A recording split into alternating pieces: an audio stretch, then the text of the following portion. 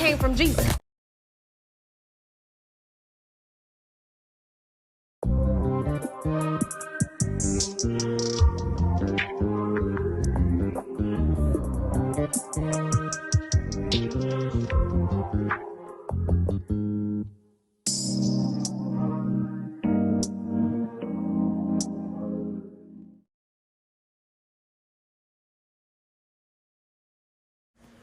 Today's word is reciprocity. Reciprocity.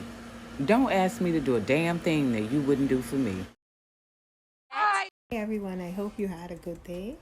And at least you have another day added on to your life that you can do some introspection like NBAYoungBoy has done.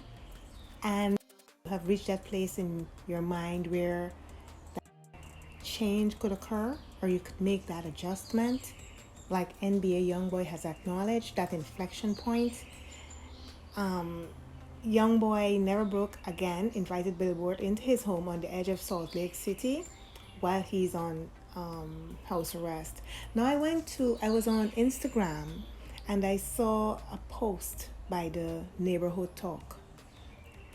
And I do stories that interest me.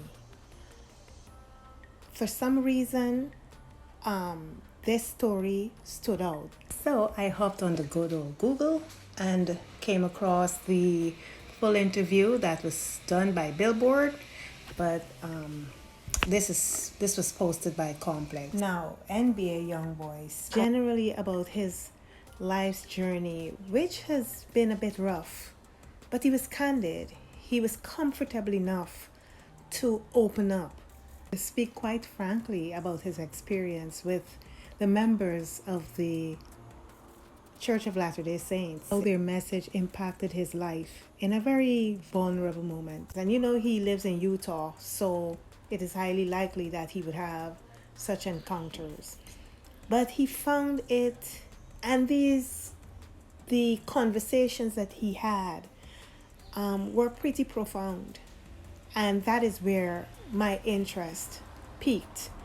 At one point he said it was just cool to see someone with a different mindset that had nothing to do with business or money, just these wonderful souls, he said, of these personally valuable discussions. Yes, he then went on to speak on how important this new part of his life is to his progress.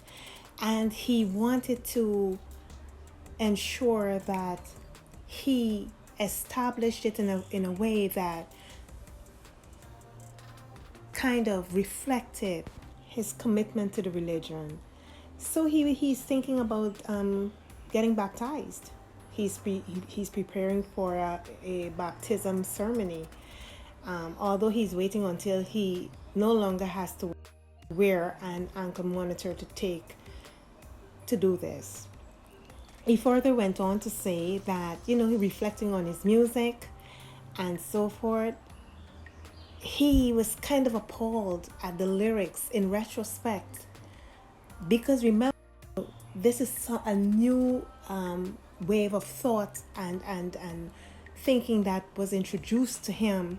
So in comparison to the way he was thinking prior to having this intervention, per se, he spoke on how his music may have impacted people negatively, and he's hell-bent on changing that moving forward. Like he said, the ish I put in these people's ears, the artist touched on a sense of responsibility now feels, and his desire to clean whatever I can clean in the years ahead. Now, this says a lot about character, because there are times when people lack the intuitive ability to reflect and take accountability for their actions. If that is done moving forward in a different direction, and that has to be if that is what you want, that it makes it easy. It makes it much easier when you take accountability for your actions. Own up, own what you have done, and then make those adjustments. Because for me, change is kind of impossible because you are who you are and you would have to change your DNA. But the adjustments you make would be consciously done because you are now reflecting, doing that mirror sort of evaluation. And you're saying, this is not what I want. I'm not happy with this version of who I am. And you want to be different. Listen, I am not naive because change does not occur overnight. Or I should say those adjustments cannot be made just as, quickly. But because even you might have the same friends, you might be in the same environment. So it's kind of hard and it takes a bit of a weaning away from such thinking and way of life. And frankly, temptation is and people sometimes are not prepared mentally to come up against those things that can defeat them. So we can all be placed in that category of the regressive because we've all tried to do things differently, but because of the external factors that we cannot control, we relapse and hence old habits die hard. Now I then went to TikTok and I hope you read the other post that I have there, but I wanted to read this one aloud. I found this on one of his posts. It says, I've gone through so much at a young age. It's crazy and it's broken me. If I had to write a book about myself and what I've been through, now listen to this. It would be so long and you would probably show me more respect than you do because I'm a strong MF for keeping a smile on my face. Now, facades are just what they are. They mask the real story, and everybody has a story. Now, this is profound and jarring because coming from a tough exterior, because I don't really know this guy, but I've watched his videos and he seems to have a certain personality, like the rapper personality. It's nothing demeaning or anything, but I do hope that there's some deduction that can come of this, that can help someone who is struggling with self. And it can give you hope that it doesn't matter how dire your circumstances may appear, there's always that point in your life where things can turn around. It may seem a bit of a repetition, but I don't care. No, here's the post, right, that I spoke about earlier. It says, NBAYoungBoy admits he feels bad for glorifying violence in his music. I think about how many lives I'm actually responsible for. How many people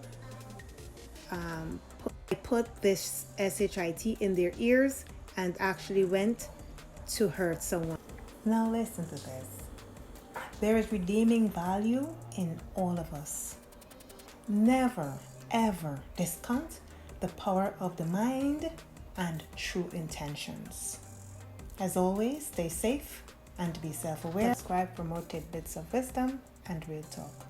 See you in the next video.